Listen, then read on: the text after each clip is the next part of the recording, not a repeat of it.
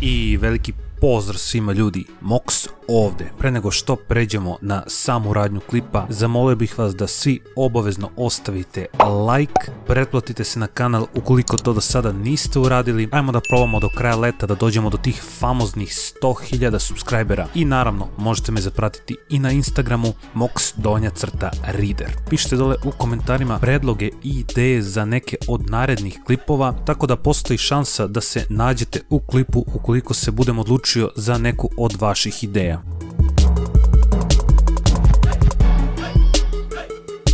O čemu pričamo u današnjoj epizodi? Postoji dosta slučajeva gdje su rođena braća igrala za reprezentaciju svoje zemlje, poput Garyja i Phila Nevilla, Briana i Mihaela Laudrupa, Franka i Ronalda de Boera, a najskoriji primjer jeste primjer braće Edena i Torgana Hazarda. Međutim, isto tako postoje i fudbalska braća koja su igrala za reprezentaciju različitih zemalja, kako zbog svog talenta, tako i zbog toga što su jednostavno osjećali privrženost različitim zemljama, i danas ćemo pričati upravo o njima. Ukoliko ovaj klip bude jako dobro podržan i ukoliko na njemu bude jako puno lajkova, snimit ćemo i drugi deo ovog klipa, tako da svi obavezno raspalite po lajku.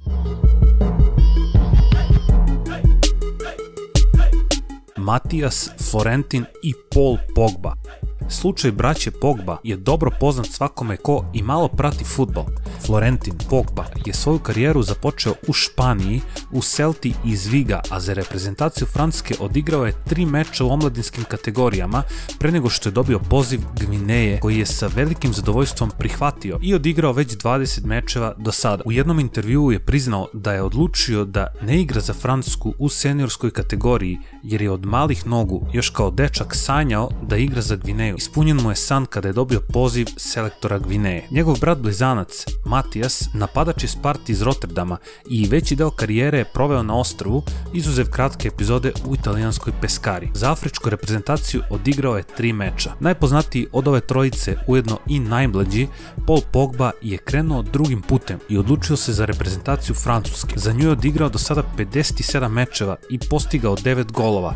Treba spomenuti i rekordni iznos njegovog transfera iz Juventusa u Manchester u iznosu od 105 miliona evra, po čemu je do skoro bio na prvom mestu sve dok ga Neymar nije pretekao svojim transferom iz Barcelone u Paris Saint-Germain. Sva trojica veruju da je njihova ljubav prema fudbalu potekla od njihovog oca, koji ih je još kao klince podstakao da krenu da se bave ovim sportom.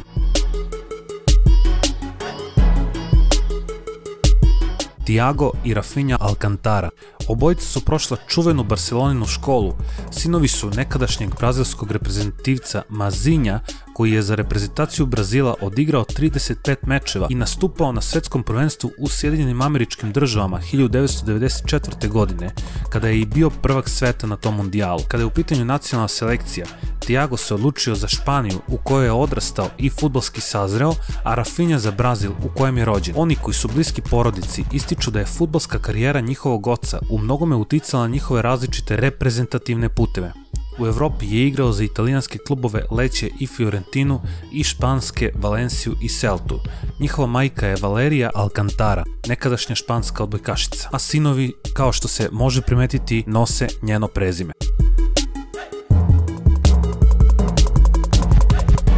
Kevin Prince i Jerome Boateng. Kevin Prince i Jerome Boateng su možda i najpoznatije imena s ove liste i tehnički nisu rođena braća, već polubraća. Imaju istog oca, ali ne i majku.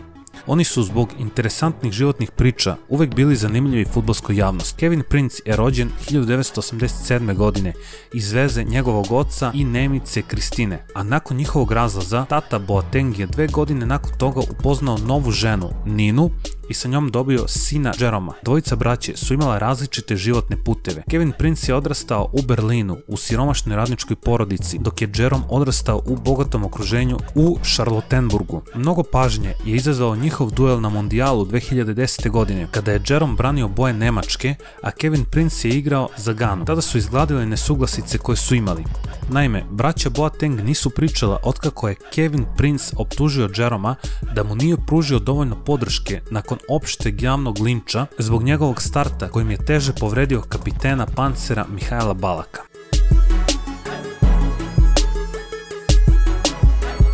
I to bi bilo sve što sam vam spremio za ovu epizodu. Ukoliko želite nastavak ovog klipa, obavezno svi ostavite like, pretplatite se na kanal ukoliko to do sada niste uradili, zapratite me na Instagramu moxdonja_reader, pišite dole u komentarima predloge i ideje za neke od narednih klipova, tako da postoji šansa da se nađete u klipu ukoliko se budem odlučio za neku od vaših ideja. Do narednog klipa pozdravlja vas Mox Rider.